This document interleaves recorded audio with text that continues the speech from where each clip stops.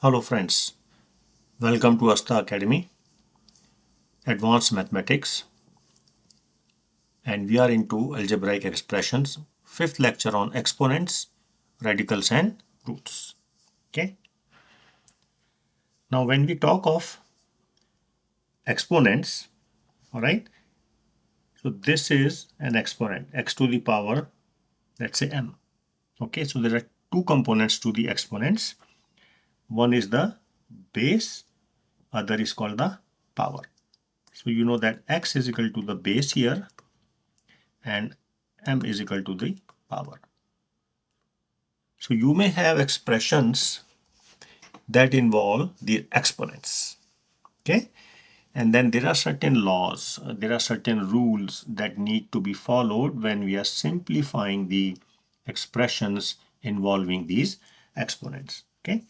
So let us look at, I'm going to summarize those. What are these laws? And an example of some of these, okay?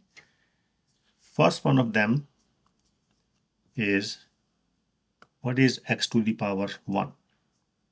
Anything raised to the power 1 is always the same thing. 4 to the power 1 is 4, 3 to the power 1 is 3, and x to the power 1 is x.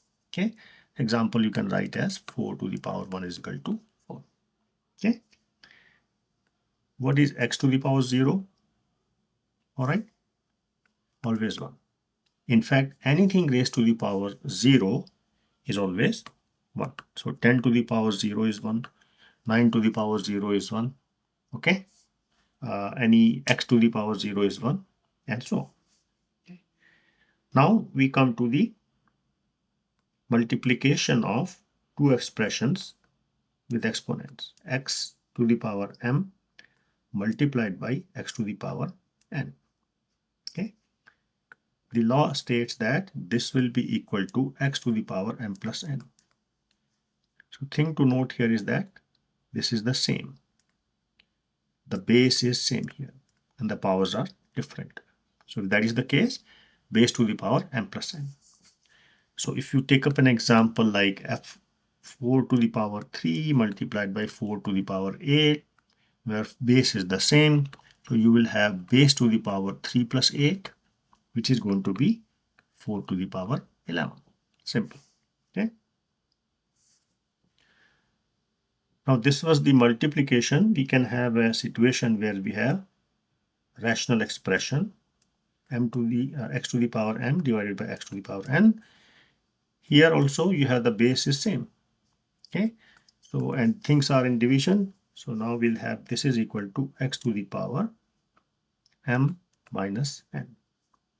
Example, 3 to the power 7 divided by 3 to the power 4 will be equal to 3 to the power 7 minus 4. Okay. And which will be equal to 3 to the power 3. 7 minus 4 is 3. Okay. Now we may have a situation where you have x to the power m and this whole raised to the power is n. In this case, the exponents get multiplied and x will be or this will be equal to x to the power m times n. Okay. Example, 2 to the power 2 raised to the power 4. This is equal to 2 to the power 2 into 4, which is 2 to the power 8. Now here I would like to mention that their order does not matter. Okay. Their order does not matter. So you can have essentially x to the power n raised to the power m will also be equal to x to the power m times n. Similarly, 2 to the power 4 raised to the power 2 will also be 2 to the power 8.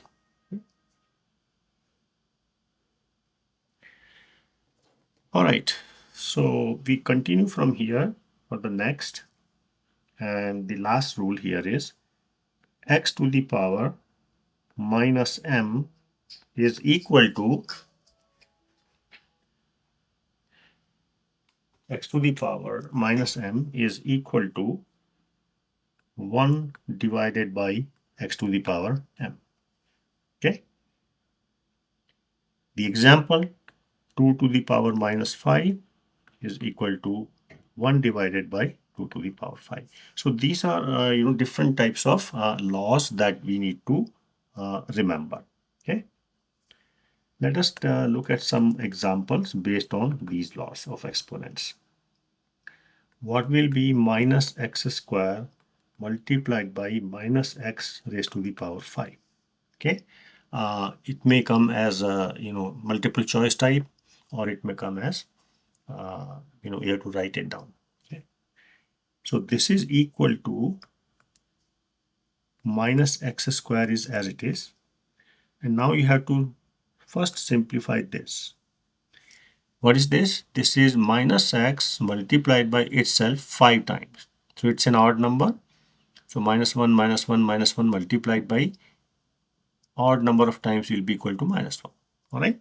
So minus x multiplied by 5 times itself will be equal to minus x to the power 5. So it will be x to the power 5, but there will be minus because there is an odd power here. Okay. Now this minus and minus, this get multiplied, and this will become plus x to the power 2 times x to the power 5. Okay. So now this is equivalent to what? This is one of the laws which was here, where the base is same. Okay. So this will be equal to x to the power 2 plus 5, which will be x to the power 7. Okay. So that's your answer.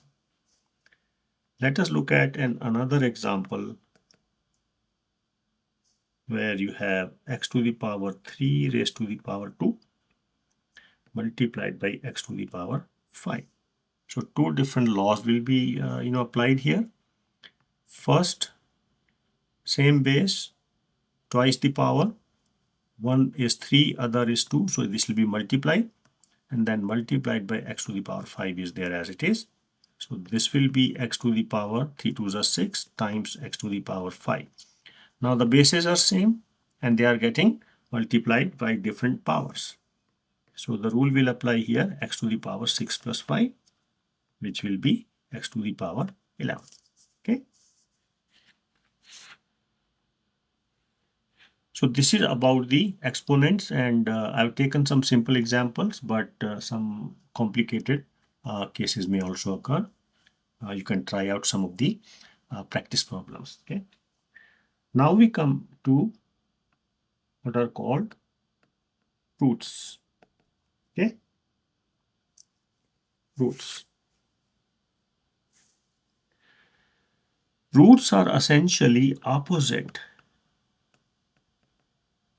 of exponents. Means they are the reverse process. Okay.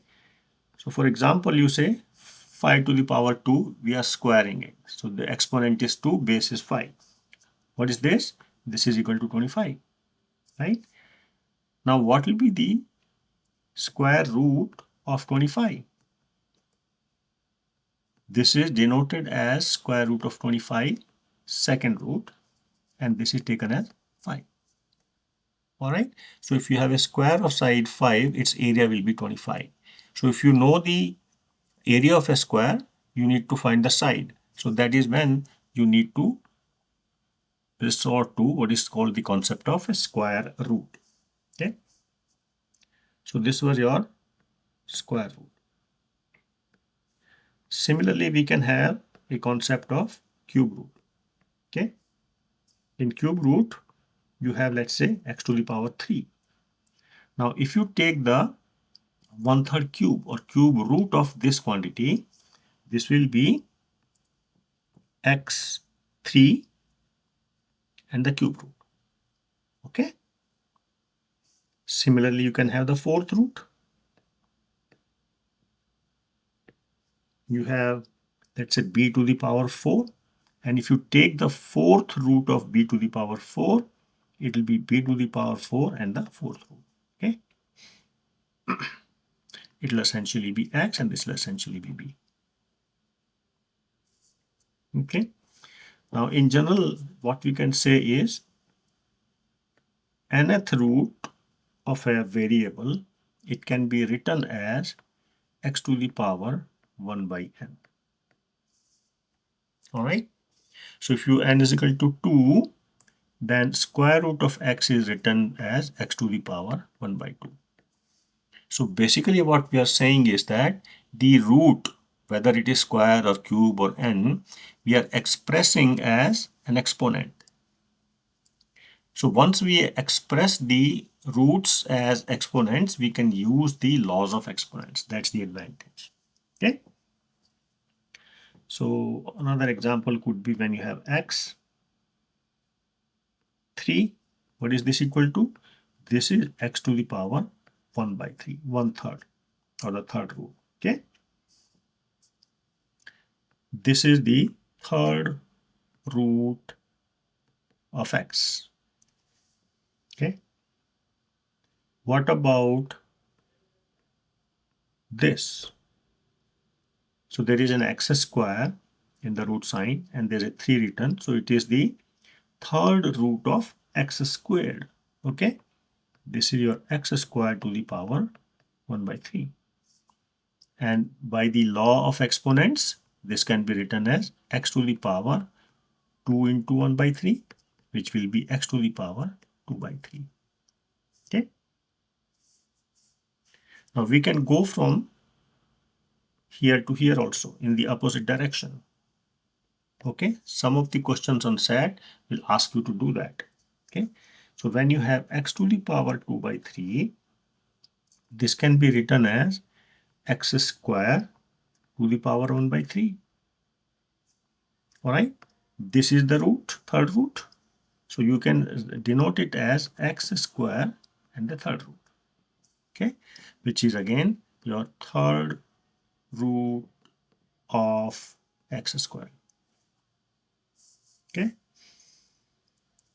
I would like to emphasize here again that ordering does not matter.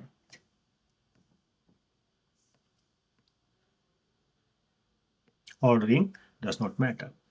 That is to say, if you have x to the power 2 by 3 will be equal to x squared to the power 1 by 3, which will also be equal to if you take the cube root first and then square it. Okay. So you have a quantity x, you square it first, then take its cube root, is essentially same as take the quantity x, take the cube root first and square it. All right. Essentially you will have x to the power 2 by 3. Now example, what will be x54? This is fourth root of, what is this? This is the fourth root of x5, right? What is this equal to? x5 to the power 1 by 4. Fourth root of x5. So this is equal to then x to the power 5 by 4. Okay. So this is your answer to this. Okay. So like this, you see that you have exponents and you have roots. Roots could be of any power, right? They are opposite process of each other.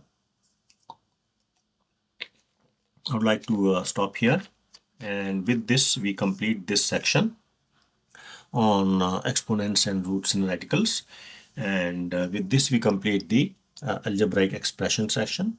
So I again urge you to try out the problems, and in case you have any problem, any questions, feel free to get in touch with me at ASTA Academy.